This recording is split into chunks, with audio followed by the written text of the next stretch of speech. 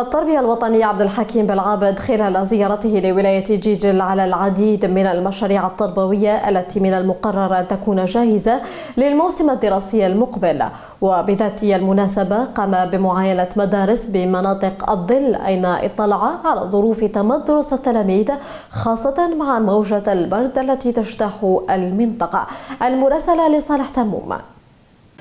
على تحضير والاطلاع الميداني على التحضير للدخول المدرسي بالاطلاع الميداني على المرافق، يعني المرافق القاعدية ومرافق الدعم، وهي الولاية الأولى التي شرعنا بها، وسنمر إلى ولاية أخرى تباعا للتأكد ميدانيا على ظروف التحضير للدخول المدرسي المقبل إن شاء الله، وكذلك إعطاء الدفع اللازم والوتيرة اللازمة لاستقبال أكبر عدد من المؤسسات برسم الدخول المدرسي المقبل إن شاء الله. وهي سانحة كذلك للاطلاع على ظروف تمدرس أبنائنا في هذه الفترة الباردة من السنة، بحيث يعني اليوم رانا في منطقة نائية ورأينا أن مجهودات كبيرة تبذلها هذه الولاية، وأتمنى أن يكون الأمر كذلك بالنسبة لكل الولايات.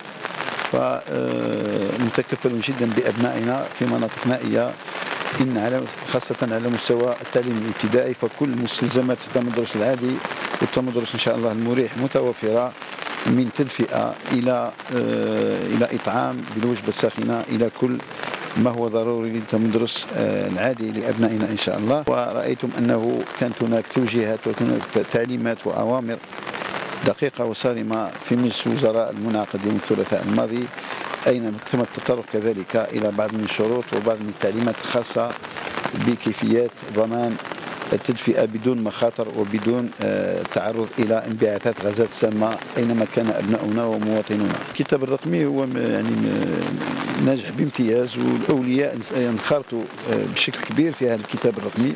هنا يعني في هذه المدرسة طلعت على أنه كل الآليات التي قررتها الدولة ونفذتها وزارة التربية الوطنية هي منفذة بإحكام. إن بخصوص هذه المدرسة، كنا في مدرسة مجاورة للثانوية بها مجهزة باللوحات الإلكترونية، بها النسخة الثانية للكتاب، وبها كذلك من أولياء الذين يعني قاموا بتحميل النسخة الثانية من الكتاب، والحمد لله رب العالمين.